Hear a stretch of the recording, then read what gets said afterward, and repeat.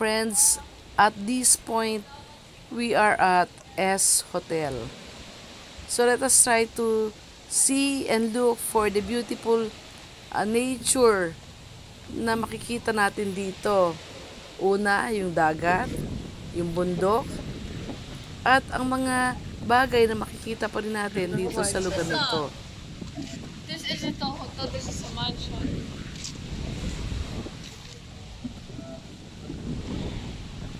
Nandito po kami sa harap or sa bandang tagiliran ng hotel.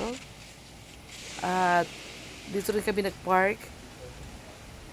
So sa pagkakataong ito, ayan, ito po yung dagat na kanina pa ipinapakita sa inyo mga kaibigan.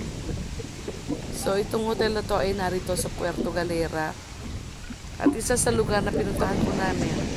Oh, ginaw! Masarap!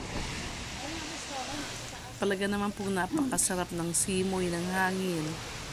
Kung makakapasya lang kayo ng Puerto Galera, try to visit this hotel. At pwede po kayo magstay dito. Pwede kayo mag-staycation for 1 day, 2 days. Makikita nyo kung gaano kaganda ang lugar na ito. At gaano kasarap tumigil dito.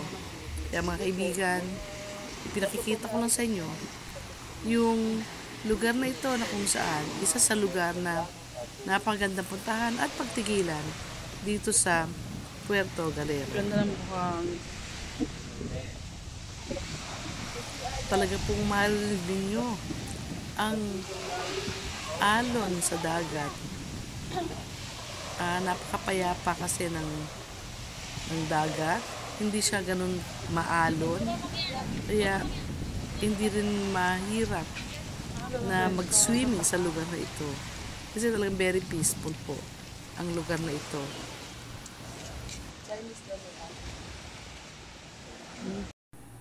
How I wish na magkaroon ako ng ganitong napakagandang resort. Pahingan kahit nga sabihin nating simpleng resort or simpleng tigilan or rest house, kahit hindi hotel. Napakaganda po na magkaroon ng ganitong lugar. Yan. Tapos marami siyang puno, marami siyang mga halaman. Actually, doon sa banda roon, kapag yan kayo naglakad dyan, papunta roon, meron pang ang swimming pool doon eh. At napakaganda rin siyang paliguan. Ang sarap maglayag sa dagat. Meron din ditong yung pwedeng sakyan na bangka, narerentahan.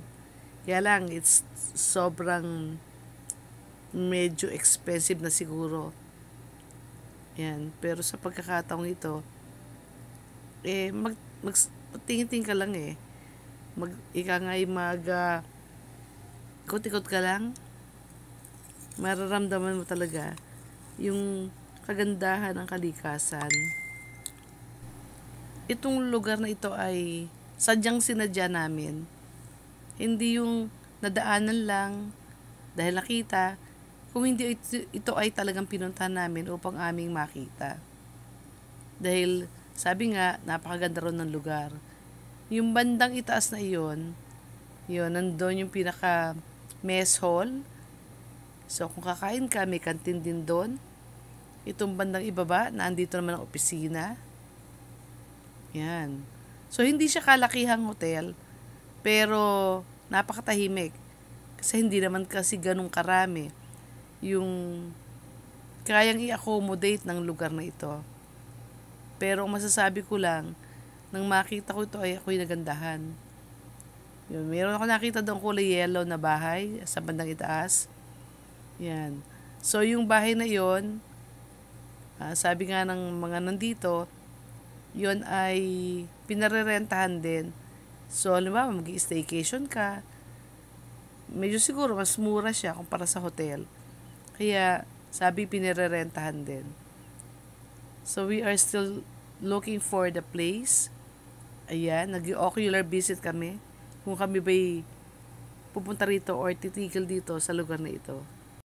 So, nandito kami sa loob ng opisina. Ito yung information.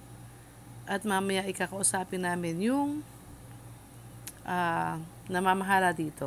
Sige po mga kaibigan, until next time, pasyal po kayo dito.